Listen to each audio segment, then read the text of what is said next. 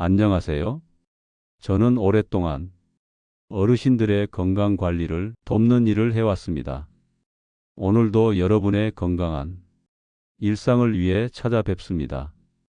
혹시 여러분께서는 밤에 자다가 갑자기 다리에 쥐가 나서 깜짝 놀라신 경험이 있으신가요? 그 순간만큼은 정말 당황스럽고 무서우셨을 겁니다. 마치 누군가 다리를 칼로 찌르는 듯한 그 날카로운 고통 말이죠. 많은 분들이 이런 증상을 단순히 나이 탓으로 여기시거나 조금 아프다가 말겠지 하고 넘어가시는 경우가 많습니다. 하지만 제가 오늘 여러분께 꼭 말씀드리고 싶은 것은 이 다리 쥐가 때로는 우리 몸이 보내는 매우 중요한 경고 신호일 수 있다는 사실입니다. 그냥 지나치기엔 너무 위험한 신호일 수도 있거든요. 저는 지금까지 수많은 환자분들을 만나면서 작은 증상 하나를 무시했다가 큰 병으로 발전한 경우들을 많이 보아왔습니다. 반대로 작은 신호에도 귀 기울여서 조기에 발견하고 치료받아 건강을 지킨 분들도 많이 보았고요. 그래서 오늘은 여러분과 함께 다리 쥐의 위험한 신호들을 하나하나 살펴보고 응급 상황에서 어떻게 대처해야 하는지, 그리고 앞으로 이런 고통을 겪지 않으려면 평소에 어떤 생활 습관을 가져야 하는지까지 자세히 알아보겠습니다. 끝까지 함께 해주시면 여러분의 밤잠이 한결 편안해질 것이고 더 나아가 소중한 건강도 지킬 수 있을 거라 확신합니다. 사실 많은 분들이 다리에 쥐가 나면 그냥 조금 아프다가 말 거라고 생각하십니다. 특히 60대, 70대가 되면서 이런 일이 자주 생기니까 당연한 일이라고 여기시는 경우가 많아요. 하지만 정말 그럴까요? 제가 지난달에 만난 74세 박영자님의 이야기를 들려드릴 겸, 그분은 평소 건강하셨던 분인데 어느 날부터 유독 왼쪽 다리에만 계속 쥐가 나기 시작하셨습니다. 처음에는 그냥 나이 때문이겠지 하고 넘어가셨어요. 그런데 며칠 지나고 보니까 왼쪽 다리가 오른쪽에 비해 조금씩 부어오르더라고 하시더군요. 그래도 크게 신경 쓰지 않으시고 지내셨는데 함께 사시는 며느님이 걱정이 되어서 한번 병원에 가보시라고 권하셨다고 해요. 처음에 그분은 이런 걸로 병원에 가는 게 민망하다고 하셨지만 며느님이 워낙 걱정을 하시니까 마지못해 병원에 가셨답니다. 검사를 해보니까 정말 놀라운 결과가 나왔습니다. 왼쪽 다리 혈관에 작은 혈전이 생겨 있더라는 거예요. 다행히 초기 단계여서 큰 문제는 없었지만 의사 선생님 말씀으로는 조금만 더 늦었으면 혈전이 커져서 정말 위험한 상황이 될 수도 있었다고 하시더군요. 그분은 지금 적절한 치료를 받고 계시고 다리 쥐도 거의 사라졌습니다. 혹시 그때 며느님의 권유를 무시하고 그냥 지나쳤다면 어떻게 되었을까요? 생각만 해도 아찔하죠. 여러분도 혹시 이런 경험이 있으시지 않나요? 유독 한쪽 다리에만 쥐가 자주 나거나 쥐가 나면서 다리가 붓는다거나 만져보니 다른 쪽보다 따뜻하게 느껴진다거나 하는 증상 말이에요. 이런 증상들은 절대로 그냥 넘겨서는 안 됩니다. 특히 한쪽 다리에만 반복적으로 쥐가 나는 경우는 혈관에 문제가 생겼을 가능성이 높아요. 혈액순환이 제대로 되지 않으니까 근육에 산소와 영양분이 부족해지고 그래서 경련이 일어나는 거거든요. 이런 상황에서는 혈전이 생길 위험도 있고 심한 경우에는 혈관이 완전히 막힐 수도 있어요. 또 하나 주의해야 할 점은 쥐가 나면서 함께 나타나는 다른 증상들입니다. 붓기나 열감은 물론이고 다리 색깔이 변하거나 감각이 둔해지는 것도 위험한 신호예요. 이런 증상이 있다면 지체 없이 병원에 가셔야 합니다. 많은 분들이 나이가 들면서 이런 일이 생기는 게 당연하다고 생각하시는데 절대 그렇지 않아요. 몸이 이상하다고 느끼시면 그냥 넘기지 마시고 꼭 전문의와 상담 받으시길 바랍니다. 그렇다면 도대체 왜 이렇게 다리에 쥐가 나는 걸까요? 사실 원인을 알면 예방도 가능하고 대처도 훨씬 쉬워집니다. 다리 쥐의 원인은 정말 다양해요. 가장 흔한 것이 근육을 너무 많이 사용했을 때입니다. 평소보다 많이 걸었다거나 오랫동안 서 있었다거나 하는 경우에 근육이 피로해지면서 경련이 일어나죠. 또 중요한 원인 중 하나가 우리 몸 안의 수분과 전해질 균형이 깨졌을 때예요. 특히 여름철에는 땀을 많이 흘리면서 몸 안에 나트륨, 칼륨, 마그네슘 같은 전해질이 부족해지기 쉬워요. 그런데 많은 어르신들이 밤에 화장실 가는 것이 번거롭다고 해서 일부러 물을 적게 드시는 경우가 있어요. 이런 습관이 바로 다리 쥐의 원인이 될 수 있습니다. 69세 이영자님의 경우를 한번 들어보세요. 그분은 손주가 놀러 와서 함께 재래시장에 장을 보러 가셨어요.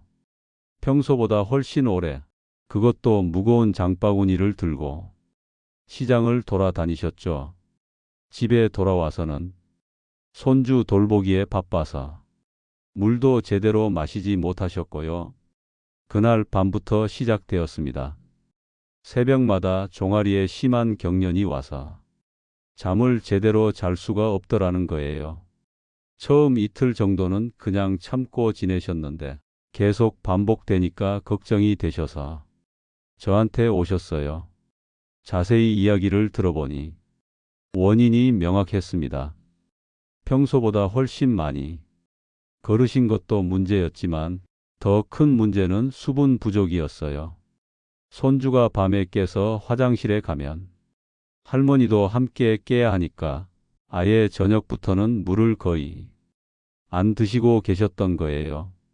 그래서 우선 물을 충분히 마시시라고 했고 바나나나 시금치, 견과류 같은 음식들을 통해 부족한 전해질을 보충하시라고 권했습니다.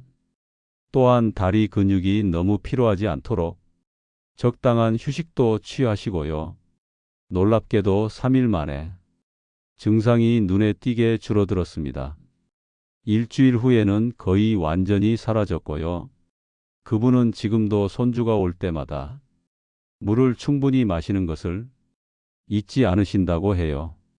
이처럼 원인을 정확히 파악하면 해결책도 간단한 경우가 많아요.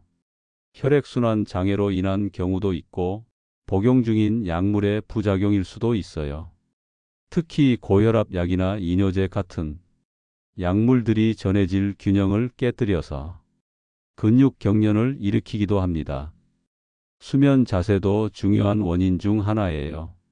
다리를 너무 구부린 채로 오랫동안 자거나 이불이 너무 무거워서 발가락이 아래쪽으로 계속 눌려 있는 경우에도 쥐가 날 수 있어요. 여러분도 한번 생각해 보세요. 최근에 새로운 약을 복용하기 시작하셨나요? 평소보다 물을 적게 마시고 계시지는 않나요? 이런 작은 변화들이 바로 다리 쥐의 원인이 될 수 있어요. 원인을 찾아서 바로 잡는 것만으로도 상당한 개선 효과를 볼 수 있습니다. 이제 정말 중요한 이야기를 해드려야겠습니다. 다리에 쥐가 났을 때 어떤 경우에는 즉시 병원에 가셔야 하는지 말이에요. 이런 신호들을 놓치시면 정말 위험할 수 있거든요. 첫 번째로 주의해야 할 신호는 한쪽 다리에만 반복적으로 쥐가 나면서 붓기나 열감이 함께 나타나는 경우입니다. 두 번째는 쥐로 인한 통증이 하루 이상 계속되는 경우, 세 번째는 다리가 창백해지거나 차가워지면서 감각이 둔해지는 경우예요.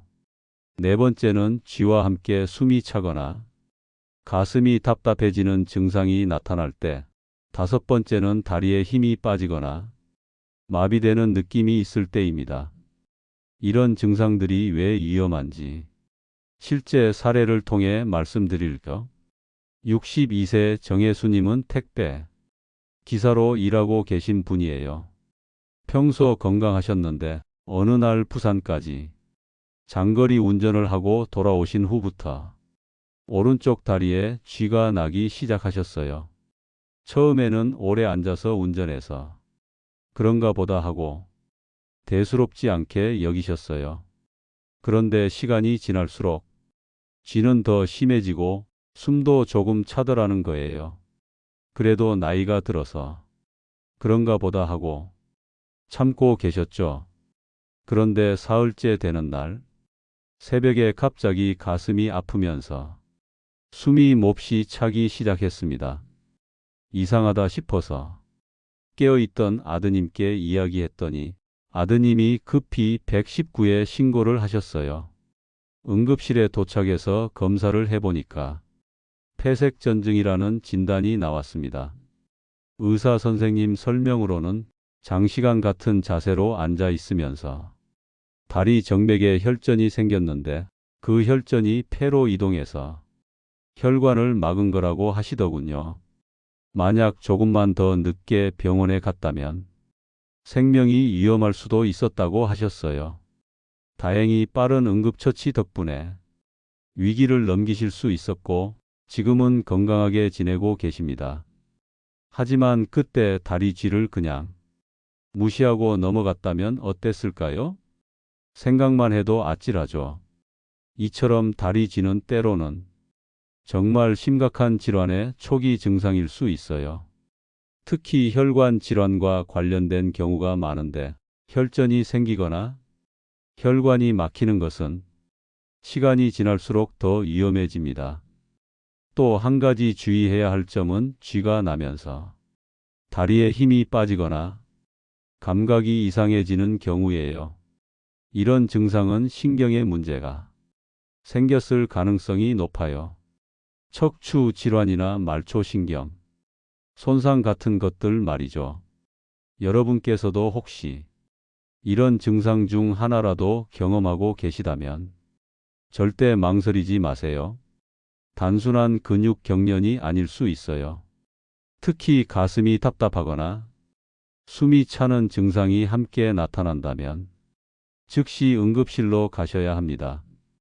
때로는 우리가 생각하기에 사소한 증상들이 큰 병의 전조 증상일 수 있어요.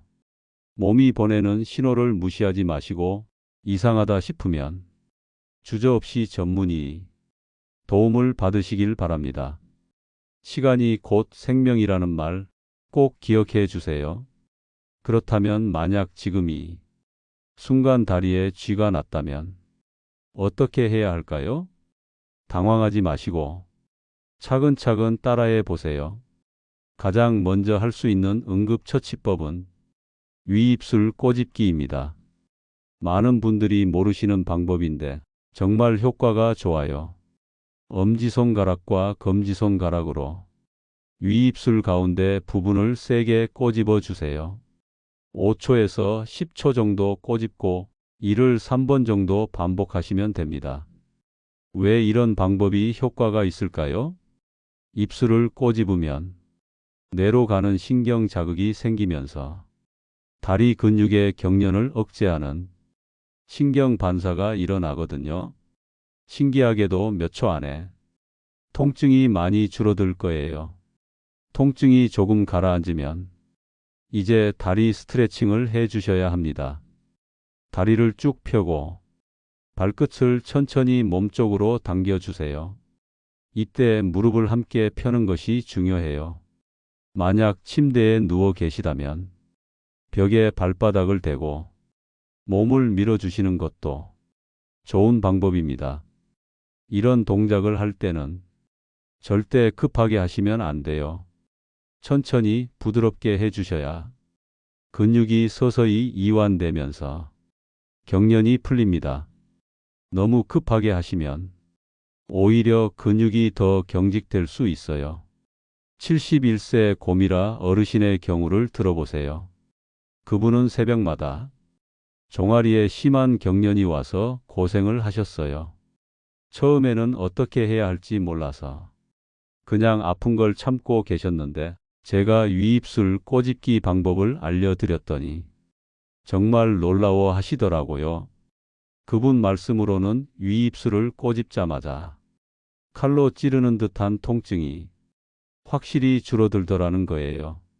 그 다음에 벽에 기대서 발끝 당기기를 천천히 하시니까 몇 분 안 되어서 통증이 거의 사라졌다고 하시더군요.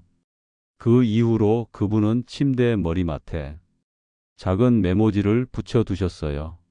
입술 꼬집기, 발끝 당기기, 마사지하기, 온찜질하기. 이렇게 순서를 적어두시고 쥐가 나면 그 순서대로 하신다고 해요. 스트레칭이 끝나면 이제 부드럽게 마사지를 해주세요. 아픈 부위를 양손으로 감싸고 심장 쪽으로 향하게 천천히 주물러 주시면 됩니다. 너무 세게 하지 마시고 적당한 압력으로 근육의 긴장을 풀어주세요. 마지막으로 온찜질을 해주시면 더욱 좋습니다. 따뜻한 수건이나 온열팩을 아픈 부위에 10분에서 15분 정도 대주시면 혈액순환이 좋아지면서 근육이 이완되어야 하지만 무엇보다 중요한 것은 침착함을 유지하는 것입니다. 갑작스러운 통증에 당황해서 무리하게 다리를 움직이시면 오히려 근육 손상이 생길 수 있어요. 차분하게 위입술을 꼬집고 천천히 스트레칭하고 부드럽게 마사지하는 것, 이 세 가지만 기억해 두시면 됩니다. 여러분도 오늘 밤 당장 실천하실 수 있는 방법들입니다. 혹시 모를 상황에 대비해서 침대 옆에 메모지를 하나 붙여두시는 것도 좋겠네요. 지금까지 다리 쥐가 났을 때의 대처법에 대해 말씀드렸는데 사실 가장 좋은 방법은 애초에 쥐가 나지 않도록 예방하는 것이겠죠. 다행히 예방법은 생각보다 어렵지 않아요. 먼저 수면 자세부터 살펴보겠습니다. 많은 분들이 다리를 구부린 채로 옆으로 누워서 주무시는데 이런 자세가 오래 지속되면 종아리 근육이 수축된 상태로 계속 있게 돼서 쥐가 날 위험이 높아져요. 가능하면 다리를 쭉 펴고 주무시는 것이 좋습니다. 또 이불이 너무 무겁거나 꽉 끼는 경우에도 발가락이 아래로 눌려서 문제가 될 수 있어요. 발가락이 자연스럽게 위를 향할 수 있도록 이불을 느슨하게 덮어주세요. 취침 전 스트레칭도 정말 중요합니다. 잠자리에 들기 전에 5분 정도만 다리 스트레칭을 해주시면 근육의 긴장이 풀려서 밤중에 쥐가 날 확률이 크게 줄어들어요. 벽에 손을 대고 뒤쪽 다리를 뻗어서 종아리를 늘려주시거나 의자에 앉아서 다리를 쭉 뻗고 발끝을 당겨주시는 것만으로도 충분합니다. 수분과 전해질 보충도 빼놓을 수 없는 예방법이에요. 하루에 물을 6잔에서 8잔 정도는 드셔야 하고 바나나나 시금치, 견과류 같은 음식을 통해 칼륨과 마그네슘을 보충해 주시면 좋습니다. 66세 남진우 어르신의 사례를 들려드릴게요. 그분은 아파트 경비원으로 야간 근무를 하시는데 서서 일하는 시간이 길다 보니 다리에 쥐가 자주 났어요. 특히 새벽 시간대에 심했는데 일하는 중에 갑자기 아프면 정말 곤란하시더라고요. 그래서 제가 몇 가지 방법을 권해드렸어요. 우선 1시간마다 발끝 들기 운동을 20회씩 하시라고 했고 근무 중에도 틈틈이 발목을 돌려주시라고 했어요. 또 집에 가서는 매일 저녁 따뜻한 물에 10분 정도 족욕을 하시라고 권했습니다. 처음에는 이런 것들이 효과가 있을까 반신반의하셨는데 2주 정도 지나니까 야간 근무 중에 쥐가 나는 일이 거의 없어지더라는 거예요. 특히 족욕 효과가 정말 좋았다고 하시더군요. 그분이 복용하시던 고혈압 약도 문제가 될 수 있다고 해서 담당 의사 선생님과 상의해서 복용 시간을 저녁에서 아침으로 바꾸셨어요. 그랬더니 밤에 쥐가 나는 증상이 더욱 줄어들었습니다. 이처럼 작은 생활 습관의 변화만으로도 큰 효과를 볼 수 있어요. 규칙적인 운동도 중요한데 격한 운동보다는 가벼운 산책이나 수영 같은 것이 좋습니다. 근육을 적당히 사용해 주면서 혈액순환도 좋아지거든요. 실내 온도도 중요해요. 너무 춥거나 에어컨 바람이 직접 다리에 닿으면 근육이 경직되기 쉬워요. 적당한 온도를 유지하시고 특히 잠잘 때는 다리가 차갑지 않도록 주의해 주세요. 금연과 금주도 도움이 됩니다. 담배와 술은 혈액순환을 방해해서 근육 경련을 일으키기 쉽게 만들어요. 건강을 위해서라도 가능하면 끊으시는 것이 좋겠죠. 복용 중인 약물도 점검해 보세요. 혈압약, 이뇨제, 스타틴계, 콜레스테롤, 약 같은 것들이 때로는 근육 경련의 원인이 될 수 있어요. 담당 의사와 상의해서 필요하면 약물을 조정하는 것도 방법입니다. 여러분도 오늘부터 이런 습관들을 하나씩 실천해 보세요. 취침 전 5분 스트레칭, 하루 물 한 컵 더 마시기, 1시간마다 발목 돌리기 같은 작은 것부터 시작하시면 됩니다. 이런 작은 관심이 여러분의 편안한 밤잠을 지켜줄 거예요. 여러분, 오늘 긴 시간 동안 함께 해주셔서 정말 감사합니다. 다리 쥐는 단순히 나이가 들어서 생기는 자연스러운 현상이 아니라 우리 몸이 보내는 중요한 신호라는 점을 꼭 기억해 주세요. 오늘 말씀드린 5가지 위험 신호, 혹시라도 여러분께서 경험하고 계시다면 주저하지 마시고 병원에 가보시길 바랍니다. 한쪽 다리에만 반복되는 쥐와 붓기, 하루 이상 지속되는 통증, 다리의 색깔이나 감각 변화, 숨 가쁨이나 가슴 답답함, 그리고 다리 힘 빠짐이나 마비 증상 말이에요. 또한 응급 상황에서는 위입술 꼬집기, 천천히 발끝 당기기, 부드러운 마사지, 온찜질 순서로 대처하시면 됩니다. 무엇보다 당황하지 마시고 침착하게 행동하시는 것이 중요해요.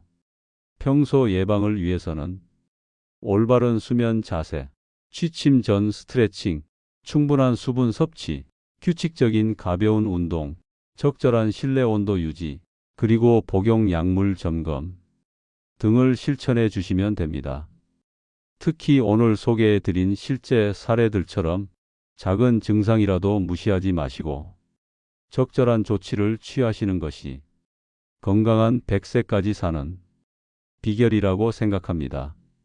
혹시 오늘 내용이 도움이 되셨다면 주변의 가족이나 친구분들과도 꼭 나누어 주세요.